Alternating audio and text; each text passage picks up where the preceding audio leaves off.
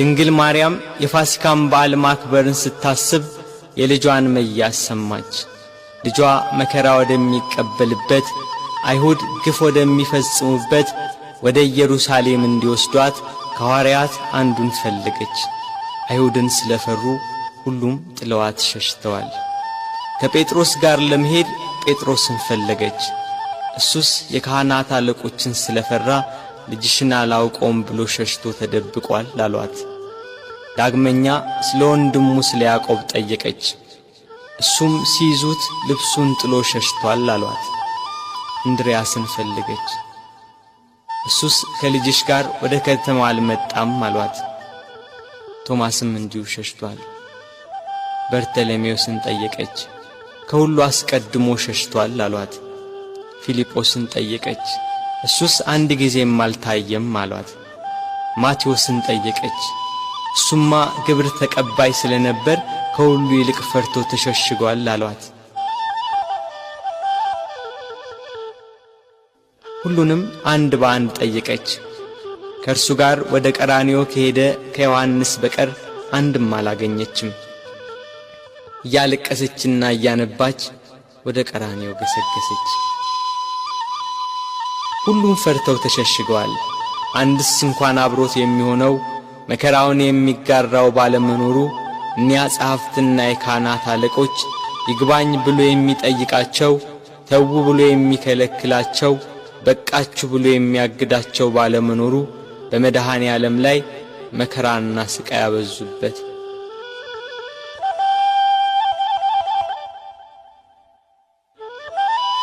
ጲላጦስ እንደ ሕጋቸው ሞት እንዲፈርድበት አደባባይ አቆሙት።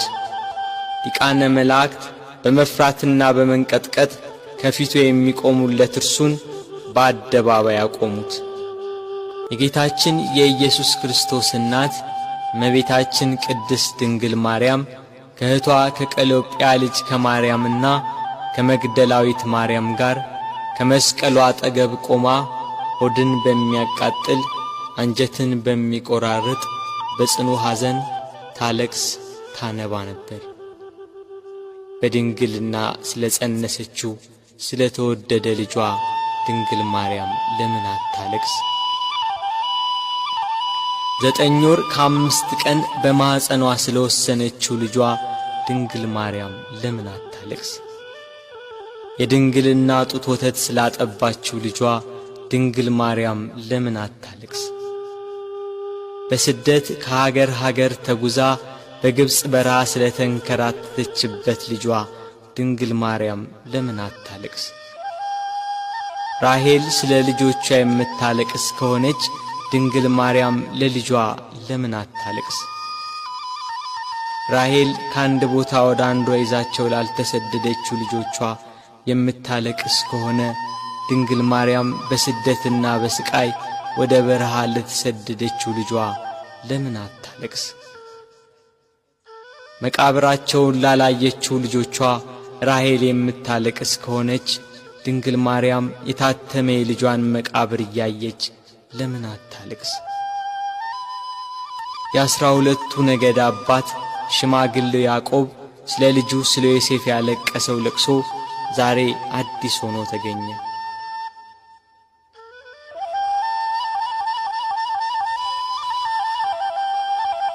ያዕቆብ ልጁ ዮሴፍን ወንድሞቹ ሲያስሩት አላየም። ድንግል ማርያም ግን ልጇ በመስቀል ላይ ተቸንክሮ አይተዋለች። ያዕቆብ ዮሴፍን ወንድሞቹ ከጉድጓድ ሲጥሉት አላየም። ድንግል ማርያም ግን በአይሁድ አደባባይ ልጇን ተሰቅሎ አይተዋለች። ያዕቆብ ዮሴፍን ልብሱን ገፈው ሲሸጡት አላየም። ድንግል ግን ይሁዳን ለ30 ብር ሸጠው አይታለች። ያዕቆብ በልጁ ደም ሳይሆን የበግ ደም አይቶን ያለቀሰ። መለኮት የተዋሃደው የክርስቶስ ደም ግን ድንግል በምታለቅስበት ጭንጫ ላይ ፈሰሰ። ስለዚህ አለቀሰች። ስለ ተወደደ ልጇ ለምን አታለቅስ?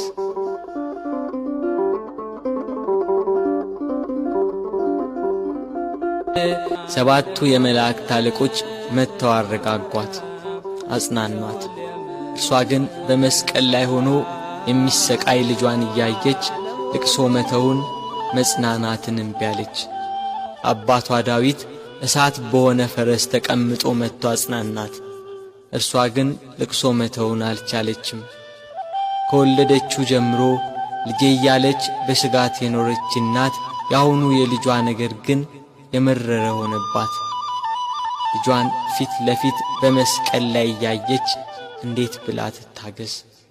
ምንስ ብላ ትጽናና?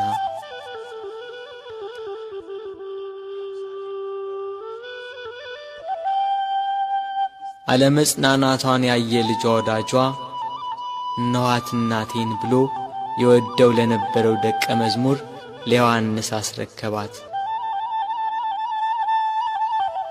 የደሙን መፍሰስ የጎኑን መወጋት የልጇን ሞት ባየች ጊዜ ከሐዘን ብዛት እንዳትሞት ለሚወደው ደቀ መዝሙር ለዮሐንስም ከሐዘን የምታረጋጋ የመዳን ተስፋ የሆነች እናት በመስቀሉ ስር በመገኘቱ እነኋት እናትህ ብሎ የእርሱን እናት ሰጠው። በቀራንዮ ለሚገኙ ሕማምና ሞቱን ለሚዘክሩ ሁላ በዮሐንስ አማካኝነት እናት ተሰጠች።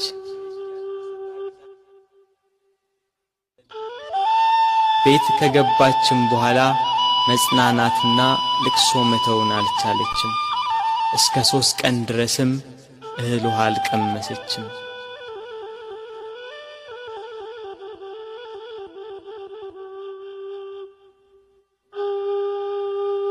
ፀሐይ አናት ላይ ስትደርስ ብርሃኗን ከለከለች። በቀትር ፀሐይ በሚጠነክርበት ሰዓት ኢየሩሳሌምን ጨለማ ወረሳት።